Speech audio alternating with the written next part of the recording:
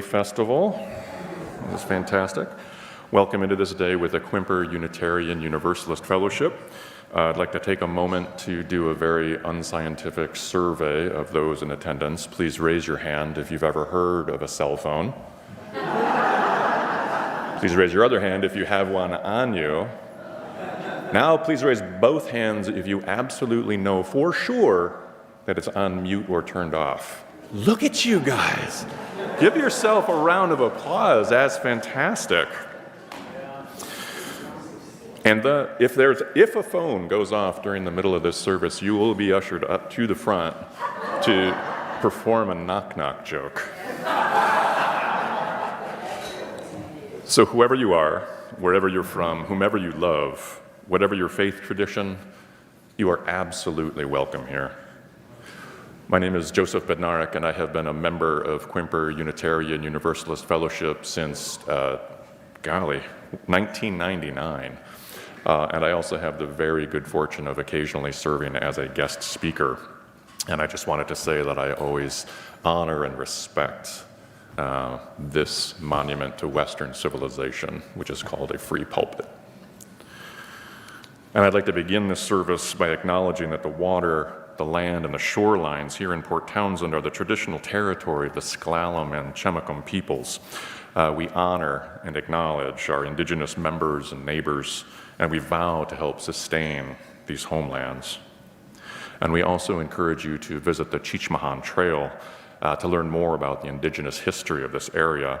And also, if you happen to be in downtown Port Townsend the next day or two, please take a moment to visit that totem pole that's down on the end of Water Street and just stand there and look at it and think about the stories and the different kinds of storytelling that happens in our world.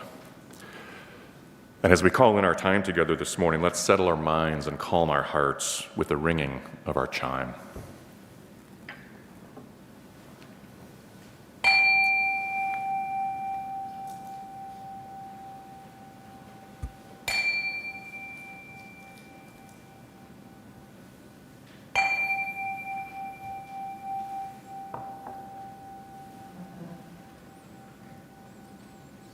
It's amazing the different tones that creates. It's good to be together. I'd like to now welcome Doug and Pat Rodgers, who lead us in our call to community. This is a version of hymn number 114, specially modified for Unitarians by the Reverend Christopher Raible, and this is entitled Forward Through the Pages. Please rise in body or spirit.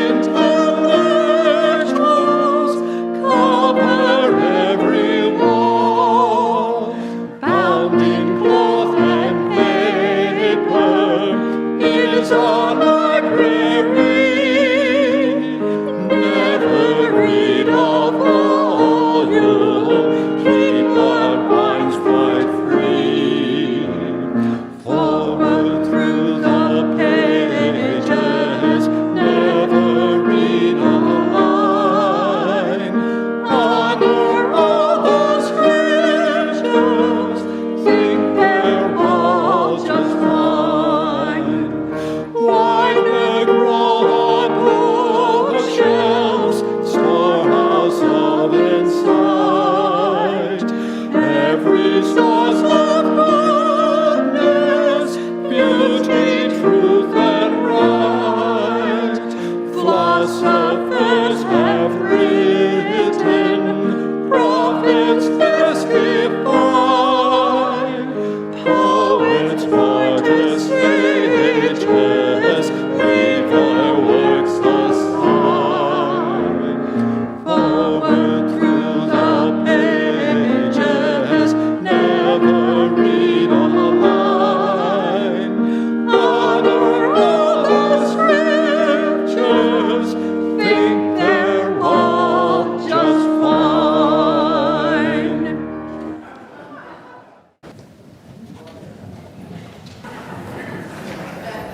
I'm not quite sure what that was celebrating. But nonetheless, it was funny. So thank you guys, Doug and Helen. Please join me now in our chalice lighting words. These were written by the novelist Edith Wharton. There are two ways of spreading light: to be the candle or the mirror that reflects it.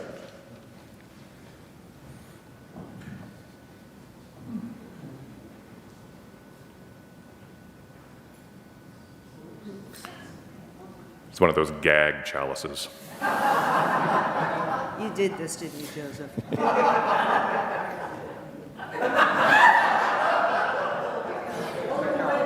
Pull the wick out, yeah. So how many Unitarians does it take to light a chalice?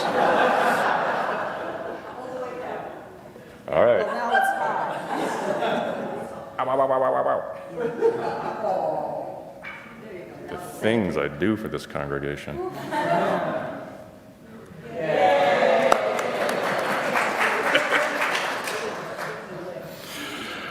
Our opening words, two short sentences by Maya Angelou. Laugh as much as possible, always laugh. It's the sweetest thing what one can do for oneself and one's fellow human beings. And our responsive reading this morning is a series of quotes about humor and laughter with a joke that honors atheists slipped right in the middle. We're going to read that last line together, and we're going to read the last line together. Excellent. So Leo Rosten shares a shard of wisdom when he offers that humor is the affectionate communication of insight.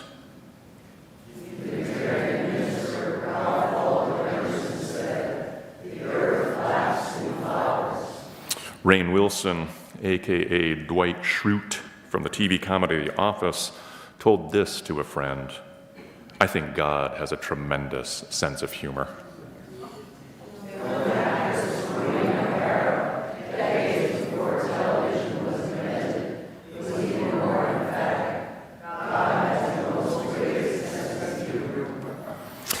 Why can't atheists solve exponential equations?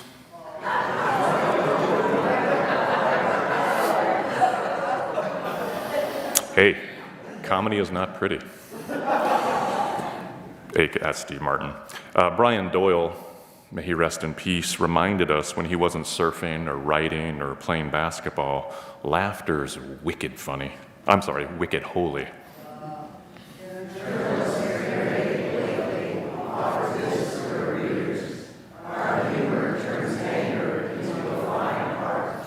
Dr. Patch Adams, who did his hospital rounds dressed as a clown, said in all seriousness, humor is an antidote to all ills. And Martin Luther, the very first Protestant, said in German, "You have as much laughter as you have faith." And now we have a very, very special treat. Flying in, I believe, from India, perhaps the Himalayas, are two yogis. They're going to spend some time with us this morning in a time for all ages. And time for all ages is an invitation for anyone from day 1 to day 101 or year 101 to come forward and spend some time up here at the front of the sanctuary.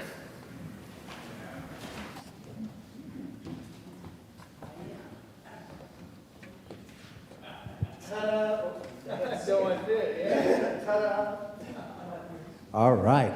Good morning, everybody. My name is Pete. My name's Bill.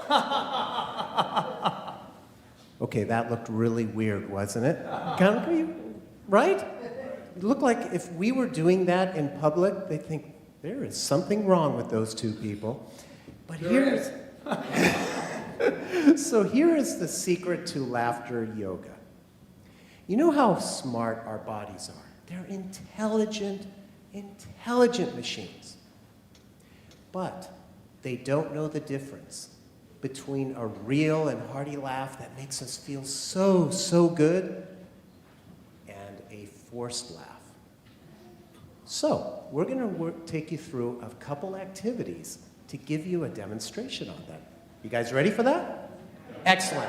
So the easiest one to start with is what we call gradient laughter. And what we do is if you follow my hand, can everybody see my hand? And Bill's got his, you're awful close to me. So what you start with is kind of like a small laugh. Ha, ha, ha. So repeat after us. Ha, ha, ha, ha, ha. And as I'm going higher, ha, ha, ha, ha, ha, ha, ha, ha.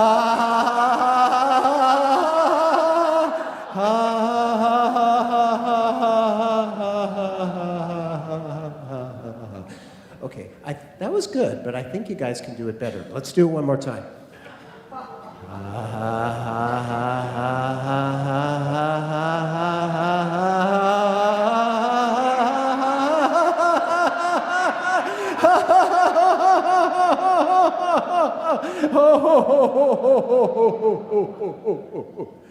Very good. Give yourselves a round of applause. That was a really good start. All right, and Bill's got the next funny one for you. Imagine that you are completely broke. For some of us, we don't have to pretend that. So there you are.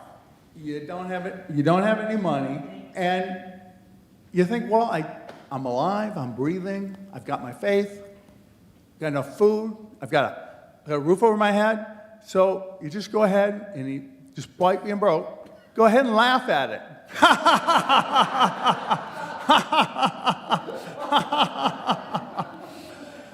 You go get your mail, and you got a couple of envelopes, and when you open up the first one, it's huge. It's about the size of a huge Bible. And you open it up, and it's a credit card bill. It's the biggest one you have ever seen in your life. I mean, you must have been drinking and on eBay or something. You're looking at it, it's huge, and you don't know what to do. But, you got your faith. It's not like they can get money out of you. So you just laugh it off.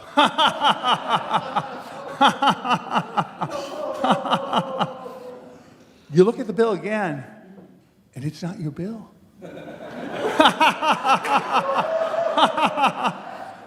It's that neighbor nobody likes. Hopefully they're going to have to move. And you put that aside, and you open the next envelope, and you've won one of the biggest lotteries ever. Imagine that. So there you are, set for life. You can buy whatever you want to buy. You can do whatever you want to do. All your dreams financially can come true. You could give $100 million to the fellowship. Think all the good that you could do in the world with that. And then you think, you could even buy a house for that neighbor and pay that bill. And wouldn't that be wonderful for them? And you could buy them this house in another neighborhood. Oh, wouldn't that be wonderful? That's perfect. Isn't it great to dream? All right, our last activity is one just of gratitude. In the fellowship, we have gratitude for each other, but we can also do gratitude laughter. So what I'd like you to do is turn to the person on your left, turn to the person on your right, and yeah, exactly. It's easy. I love that word, easy. I have a button, a little button on my desk that if I press it, it says, that was easy. So that I should give you that button. And what I'd like you to do is turn to that person, and instead of just saying hello, say hello and gratitude, whatever gesture you would use for gratitude, and just give a nice hearty laugh. So something like this.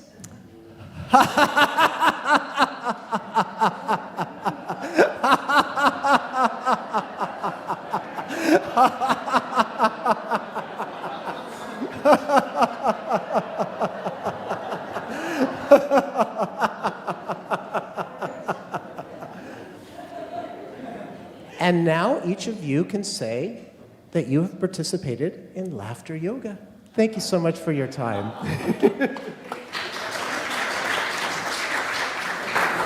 Now, if we can form an arch along the aisle, we're going to sing our yogis out and our children.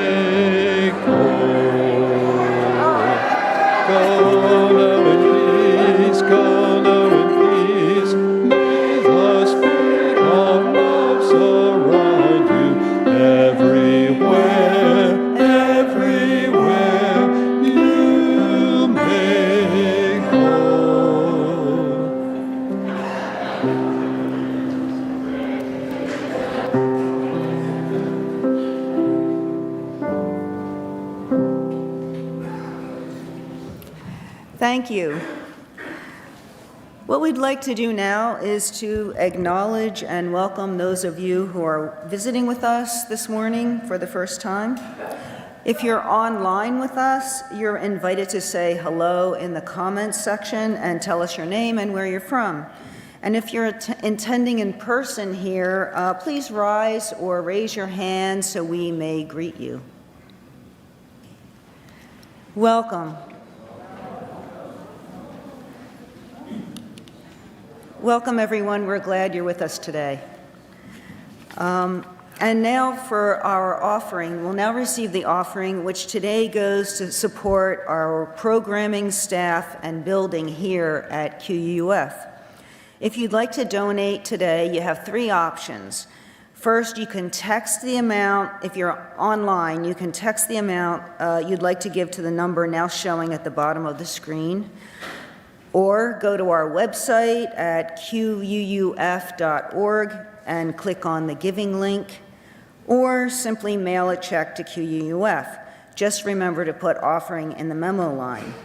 And for those of us here, the ushers will now come among you and receive your offering. And we'll now receive the offering. As we're listening to it, receiving it, we'll listen to "I Am the Very Model of a Modern Unitarian,"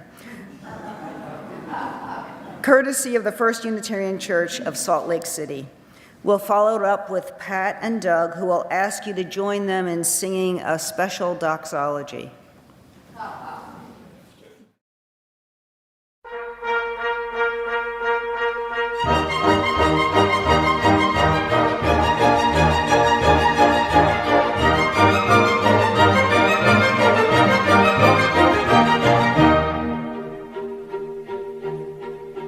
He is the very model of a modern Unitarian. He was born Romanian, so don't call him Bulgarian. He's also not from Budapest, Ukraine, or Lithuania. He probably is the coolest thing to come from Transylvania.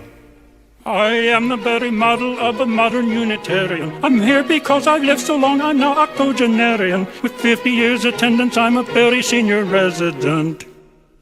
Although I'm better looking, I am older than the president. Although he's better looking, he is older than the president. Although he's better looking, he is older than the president. Although he's better looking, he is older than the president. We're educated, cultivated, liberal, and turning gray. We all like Shakespeare, opera, ballet, and we all drink Beaujolais. We're all egalitarian and we're humanitarian. We are the very model of a modern Unitarian.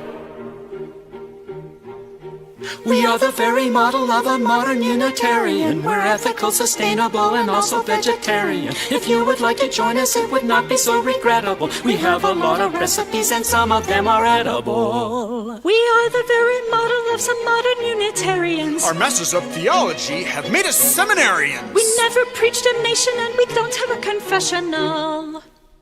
We're open and inclusive and we're also quite professional. They're open and inclusive and they're also quite professional. They're open and inclusive and they're also quite professional. They're open and inclusive and they're also quite professional. We're always looking for new ways to make the world a better place. The Utah politics ensure we often fall down on our face. We're all egalitarian and we're humanitarian. We are the very model of a modern Unitarian.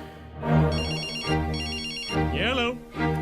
I am the very model of a modern Unitarian. Devotion to the evidence has made me a contrarian. If you're the optimistic type, believing everything you read, consider that a friend like me is just the very thing you need. I am the very model of a modern Unitarian. I'm coming out the closet and confessing I'm a thespian. I realize the second line does not rhyme with the rest of it. But being gay in Utah helps you learn to make the best of it. But being gay in Utah helps you learn to make the best of it. But being gay in Utah helps you learn to make the best of it. But being gay in Utah helps you learn to make the best of it.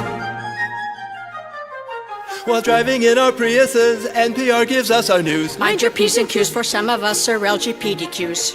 LGBTQs. Some of us are homosexuals. We are the egalitarian, we're the humanitarian, we are the very model of the modern Unitarian.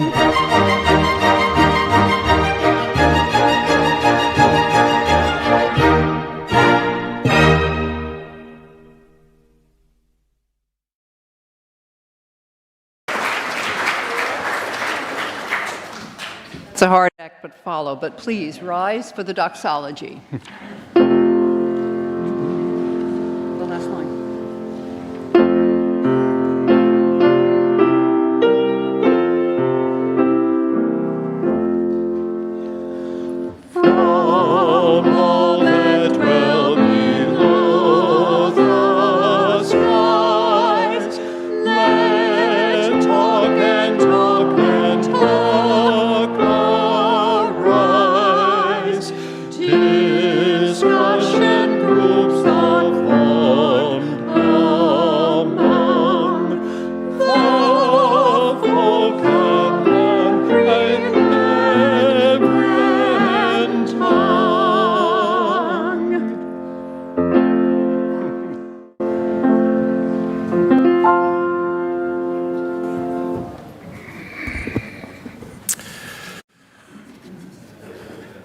I want to try to be gay in Utah.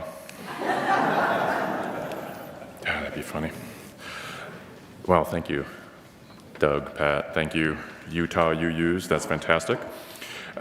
This morning, our announcements. First, we have Diane Haas, who is the head of our program council. Diane.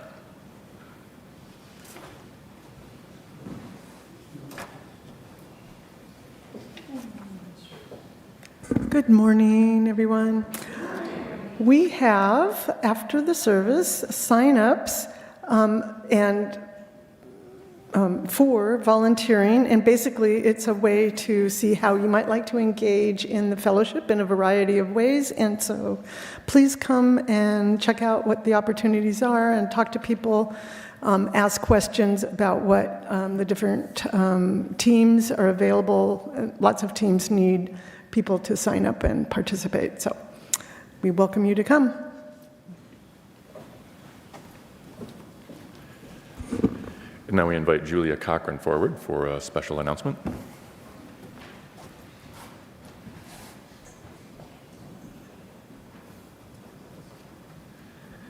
So when I first realized I was going to do this, Kate Kinney said, you had to tell a joke. I have one joke in my life, so I'm going to tell it. Toenails are God's revenge on dogs for taking his name in reverse. I own a Chiweenie who I have to tranquilize. So the announcement is that we are going to, the candidates for all the offices that are going to be elected on June 11th are going to march out in a little procession at the end of the service and stand on little blue X's that are on the floor out there. There's 10 of them. The only candidate that couldn't make it is Joanna Sanders. And the fact that we have 11 candidates is just this incredible faith in the future of QUUF, and I am delighted.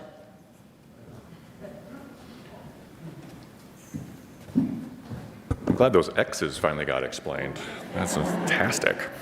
And also, if you missed last week's Coming of Age service, we encourage you to watch the recording to listen to those brilliant and insightful credo statements that our young people created. And you're also encouraged after the service today to look along the side walls here at the altars of the youth, the altars that they created as part of the Coming of Age program. And now we are going to share our joys and sorrows, recognizing that you can come up. All the candles work on those ones. Recognizing that our personal joys and sorrows are only a fragment of the joys and sorrows of our larger community of life. And thus we place this first stone, thinking in particular of all the fun-loving activities throughout the Rhododendron Festival this weekend, including bed races, trike races, and parades, both large and small. And now within the congregation, we light a candle for Rosanna and Sadi Alame's daughter in Georgia, who recently had emergency surgery. As she's recovering, Rosanna and Sadi would like to accept and request prayers for healing. And now we place another candle is also for our minister, Kate Kinney, who was supposed to be in the pulpit here this morning. She is home recovering from a bout of pneumonia, and we wish her many deep and nutritious breaths.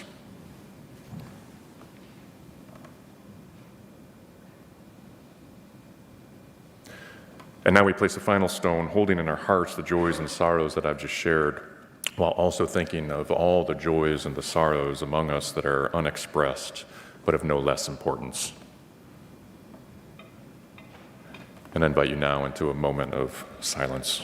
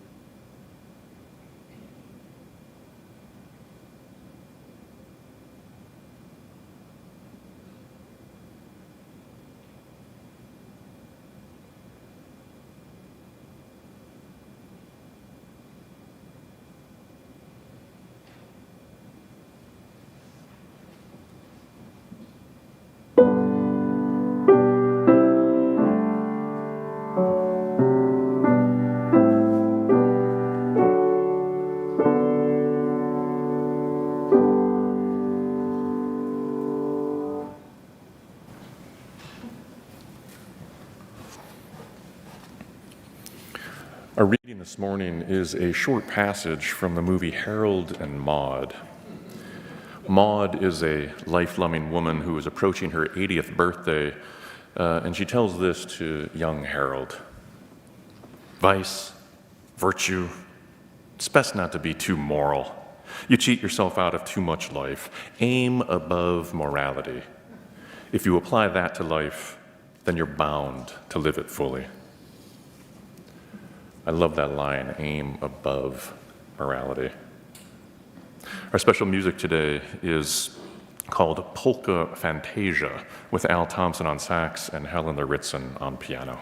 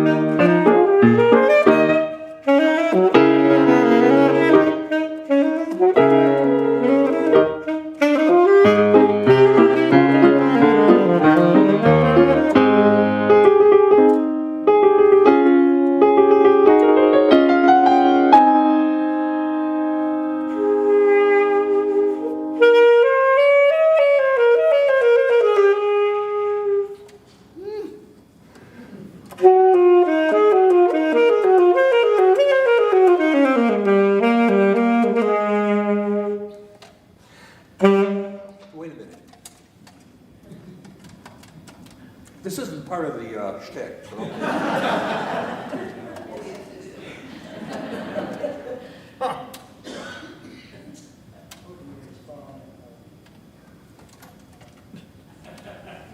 You're a technician in the house. Yeah, no, I am. And I see, no. Well, we'll see what we can do with what we've got, all right? Let's start at the minimal so.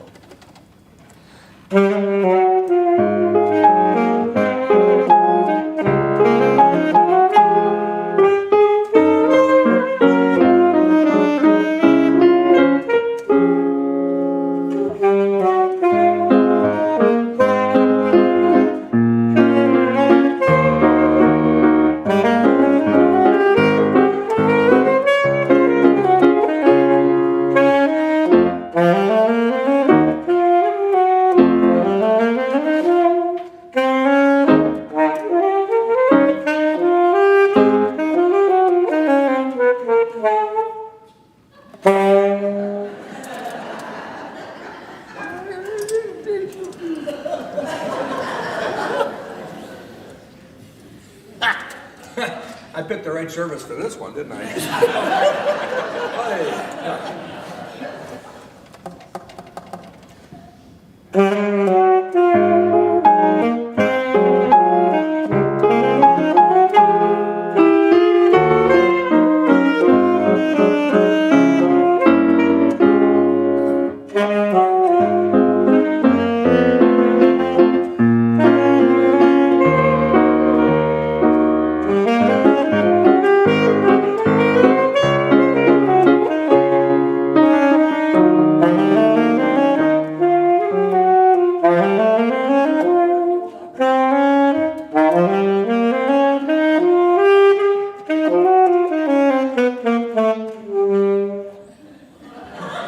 Anybody have a sax? I lost you. You're playing something else. No, well, let's go to the coda. Just pretend you heard the other part, all right?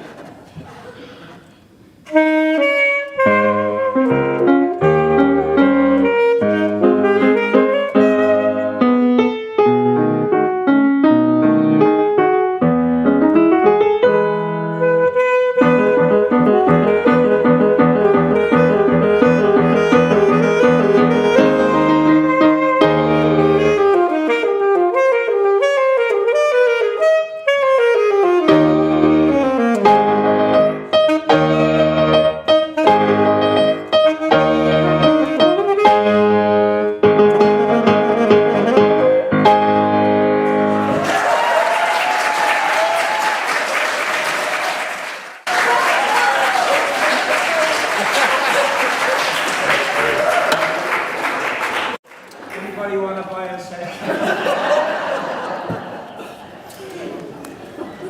That's great. If ever there was special music, huh?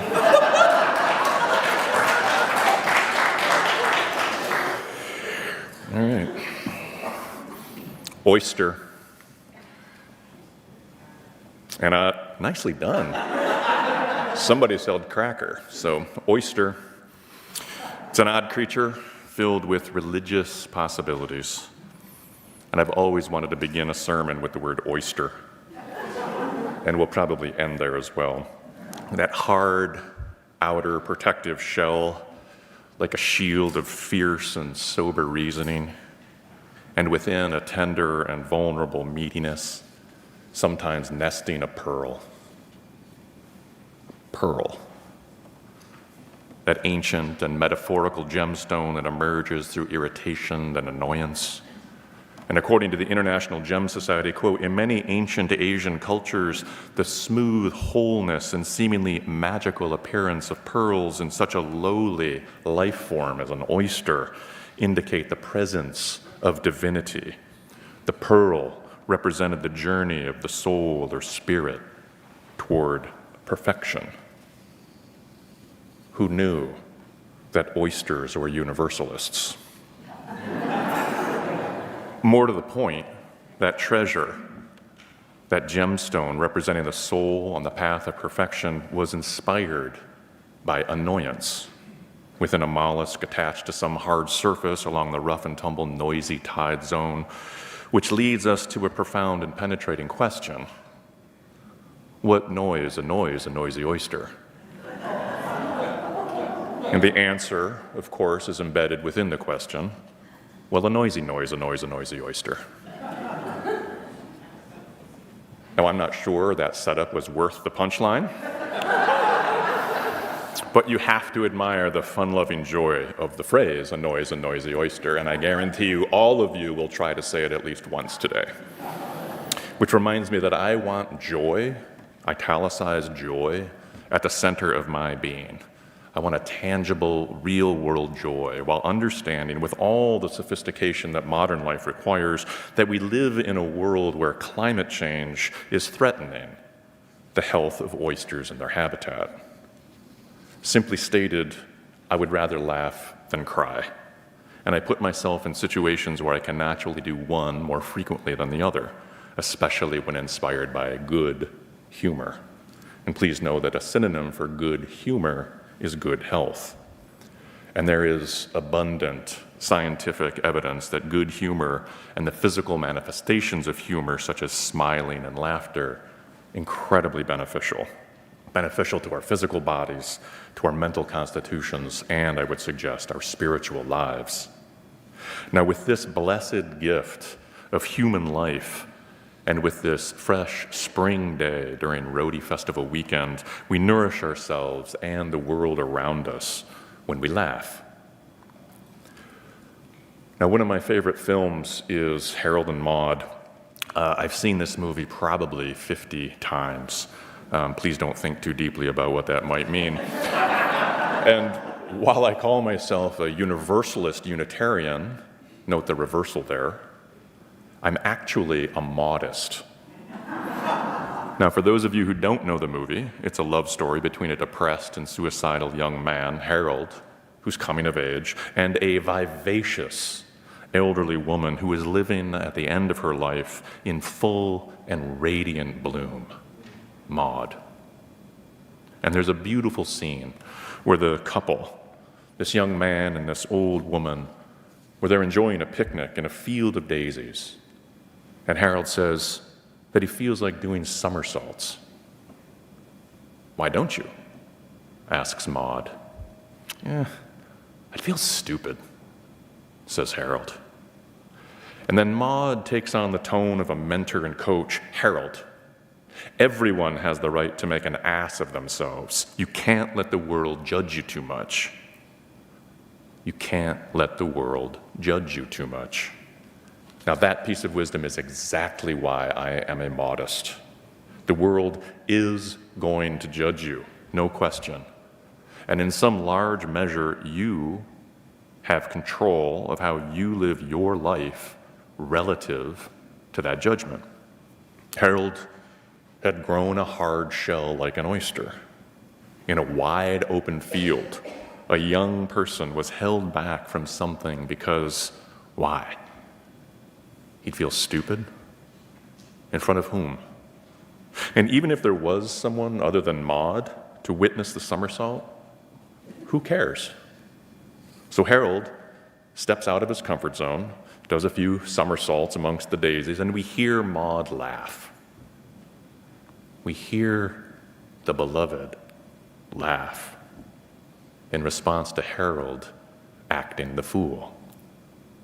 And we all have a fool inside of us, a sacred fool, a holy fool, just waiting and wanting to somersault out.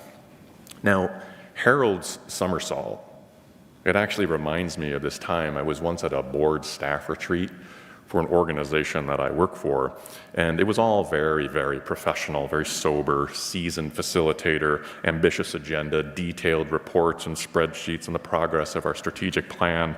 We shared our many successes with each other, and the facilitator at the meeting, she was genuinely moved. "We must revel," she said. And in this room of seriously serious people, lawyers and librarians, restaurateurs and CFOs, she made us get out of our chairs, lie down on the floor on our backs, and wiggle on our backs like we were little puppies with our bellies being rubbed, to actually physically revel in our success. I know.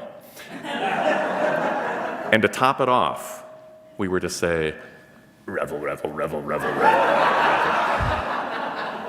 Completely ridiculous, completely foolish, and completely the exactly right thing to do. It got us out of our heads, it got us out of our institutional egos, it got us into our bodies, and making us all, this was the brilliant part, staff and board, absolutely equally fools.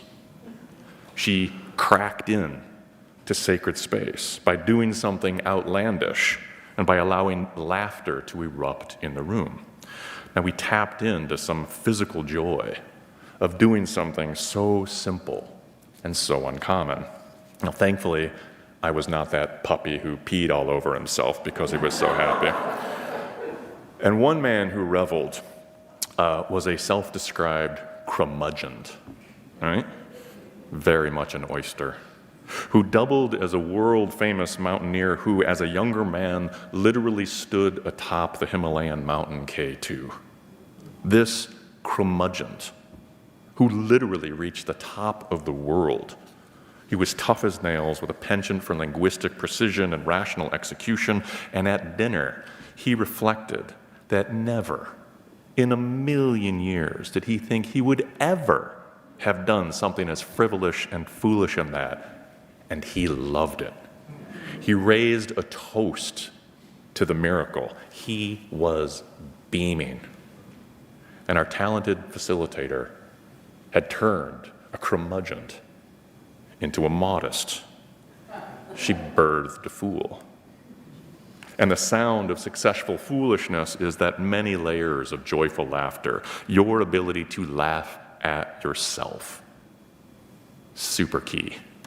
Your ability to feel safe and secure enough in your community to hear and accept healthy laughter of others when it comes your way. and the glorious communion of laughing together. And please know that we are calling forth and celebrating healthy laughter, not the mean or vicious or bitter laughter that can be aggressive, can be harmful. And I stand before you as someone who used to practice knee-jerk sarcasm with an emphasis on jerk until a loved one pulled me aside and said, essentially, cut the crap. It's not funny. It hurts. Memo received. I took the message to heart, and I made a concentrated and concerted effort to purge the humor that hurt, and especially humor that punches down, and practice a humor that brings uplift, a humor that brings joy. As a modest, I believe that one of the holiest sounds on earth is joyful human laughter, and the most joyous blooms forth in an honest and a healthy way. And I trust that we found this morning's Time for All Ages, thank you, yogis, honest and healthy, with that profound lesson in laughter yoga.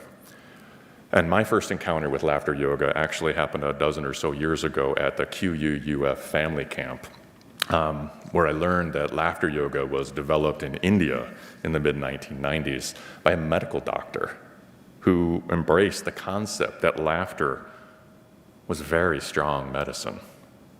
And the idea of laughter yoga, that it's actually based on the scientific fact that the human body, as we learned this morning, cannot differentiate between forced and real laughter.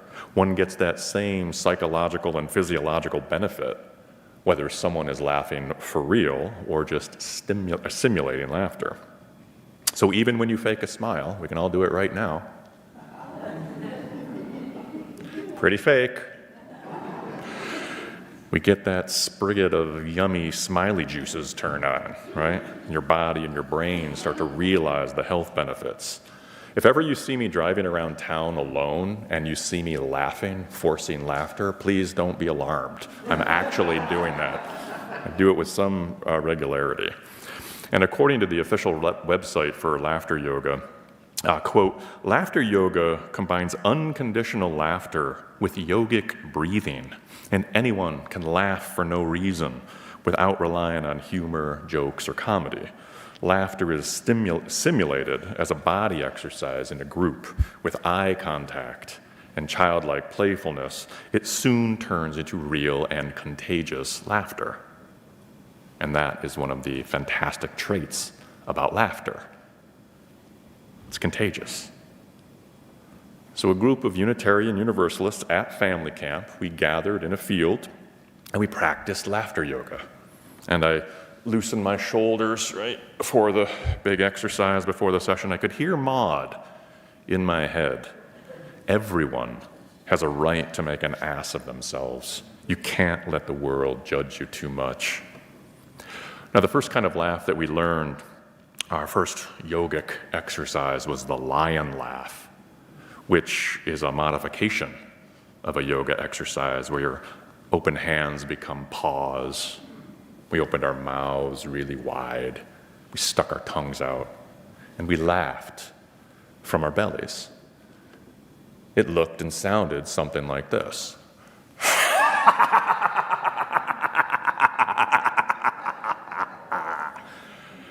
I know.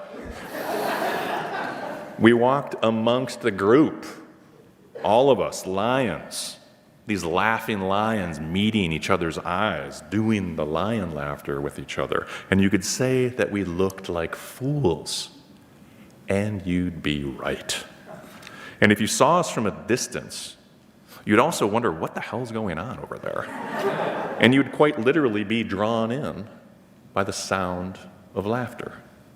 Because what happened is that genuine laughter welled up, and it became contagious. And there we were, with no good reason to laugh and every reason to do so, standing in a sunny field of minute daisies, making one of the world's holiest sounds. Who wouldn't want to know what was going on? Who wouldn't want to get involved? An oyster, maybe? Another magical aspect of laughter is that it puts people in an absolutely great mood. and it makes them open to possibilities. Our laughter yoga facilitator knew this, and he introduced the next part of the session, which was making up different sorts of laughter. And so we went from that apex predator of the lion straight down to the barnyard chicken.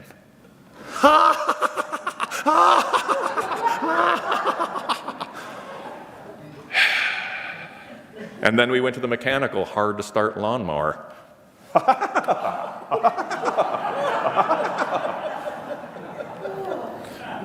And as we've learned in this sanctuary before, you can learn how to start Barbie's lawnmower. Please put out your hand. Imagine in your palm a little tiny lawnmower that's hard to start, and we're all going to try to start it right now.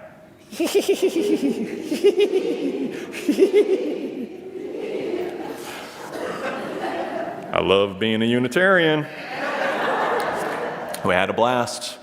This yoga workshop, we were complete goofballs. It was absolutely so much fun. And by the way, you can keep Barbie's lawnmower right over your heart. Pull out anytime you need it. It's right there. Now, what this doctor started in India has spread throughout the world in the form of laughter yoga clubs. There's roughly 6,000 clubs in over 60 countries. And the yogis who came here today would like to start a laughter yoga club here in the sanctuary or at this congregation, and they need a couple of volunteers from the audience. So look for the guys in the bright yellow smiley shirts afterwards if you're willing to be one of those hosts. For the laughter clubs, all it is people getting together wanting to laugh. That's the only agenda item on the whole agenda, laughter. And these clubs are happening in businesses and schools, and they're even happening in prisons. To prepare for this sermon, I found a little video about laughter yoga from the BBC that starred the comedian John Cleese, who is one of the founders of the brilliant comedy troupe Monty Python's Flying Circus. And I got to say, I watched Monty Python's Flying Circus from when I was like about 12. I had no clue what was going on, and neither did any of my friends, but we sat there and we watched that thing week after week. It was very funny. Well, Cleese, he traveled to India to check out this phenomenon, and there's a scene of him in prison doing laughter yoga with prisoners. And as I watched this, tears just welled. Here is one of the world's great comedians laughing inside a prison filled with incarcerated people. And now uniformed guards were very somber, very sober, standing at attention around the perimeter. They were not laughing. The sound within the perimeter was absolute joy. However effervescent, I recognize that, however effervescent, but I realized that in that moment, the laughers slipped free. For the time that they were laughing,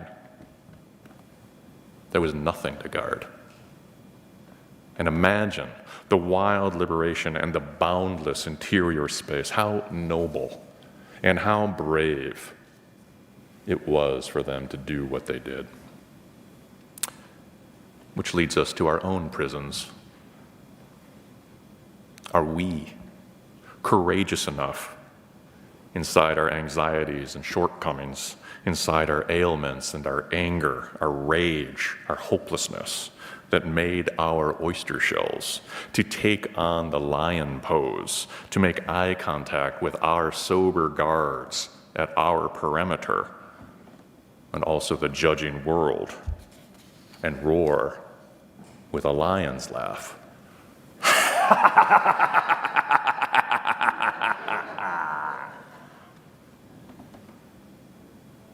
I hope that we would be so strong, because laughers, whether on the outside or the inside of any prison, they're experiencing the physical and spiritual benefits, and that they are part of growing millions of laughers who are making a radically simple vision of laughter yoga become manifest in the world. Listen to this beautiful mission statement. Quote, "The goal of laughter yoga is to bring good health, joy, and world peace through laughter. Laughter is universal, with no language or cultural barriers. Just imagine bringing about world peace by laughing with your presumed enemies. Imagine Congress starting every session with some laughter yoga. Imagine those tense negotiations about the debt ceiling beginning with that lawnmower I just can't start. Joe, can you help me start this lawnmower over here? It's absurd. Absolutely absurd. But for me, as a modest, gotta believe it can happen. Laughter is just core to my spiritual life and my spiritual practice, because I find when I laugh, I'm open to ideas, my creativity gets sparked, conversations actually get deeper, and my hearing actually gets sharper. And when I'm laughing with people, I feel in good company. I feel in incredibly good company this morning. And while we're on it, one of the best pieces of advice I ever received, this is amazing, is to record the sound of the laughter of your loved ones. Record the laughter of the people you love. I am absolutely blessed to have a recording of my beloved grandfather telling one of his classic stories and then just bursting out with laughter.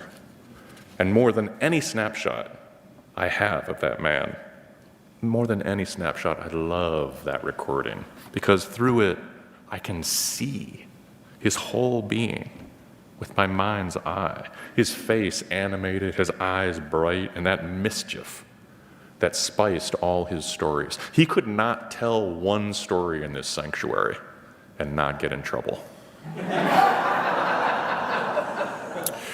That sound is one of my prized possessions, and I encourage you all to go home and create your own prized possessions. And finally, to conclude, here are 3 images that you have likely never considered in a religious setting. Jesus calling his disciples to gather round and then saying the holy words, knock, knock.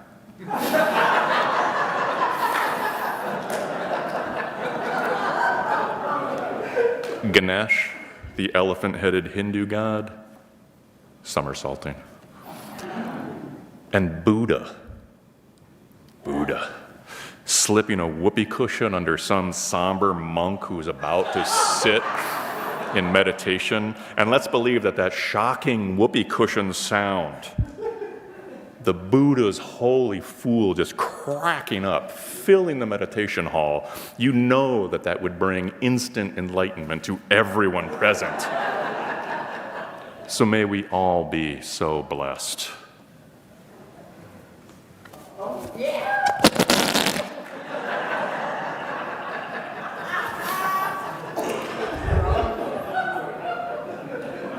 In lieu of an amen this morning, we shall conclude with this pearl of wisdom, a word where we all began. Repeat after me. Oyster. Right on. All right. That was fun. Our closing song this morning is Coffee, Coffee, Coffee.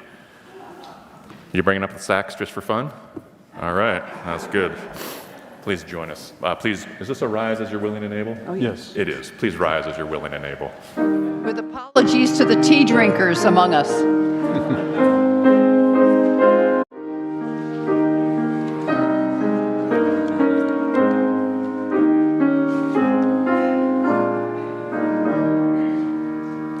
Coffee, coffee, coffee, praise the strength of coffee.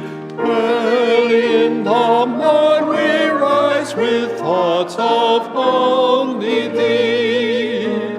Serve fresh or reheated, dark by thee defeated, brewed black by percor, drip or instantly. Though all wish for coffee. If we're late to congregate, we come in time for thee. Coffee, our one ritual, drinking it habitual, brewed black by black, or drip or instantly. Coffee, the communion of our union, symbol of our sacred ground, our one necessity.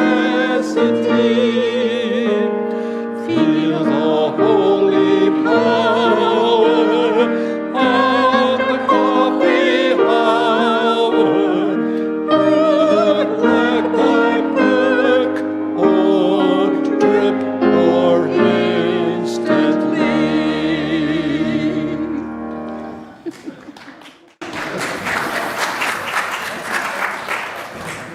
Our closing words this morning, a beautiful little poem by Antonio Machado. Beyond living and dreaming, what matters most is waking up. And please join us in our chalice extinguishing words, which you may or may not find on the wall. We extinguish our flame, but not the light of truth, the warmth of community, the fire of commitment, or the power of transformation. These we carry in our hearts until we're together again. Next week, Larry Morrell is going to be speaking on the topic of a veteran's look at Memorial Day. I hope that you can join us. And for our postlude today, Al and Helen will jam hymn 311, Let It Be a Dance.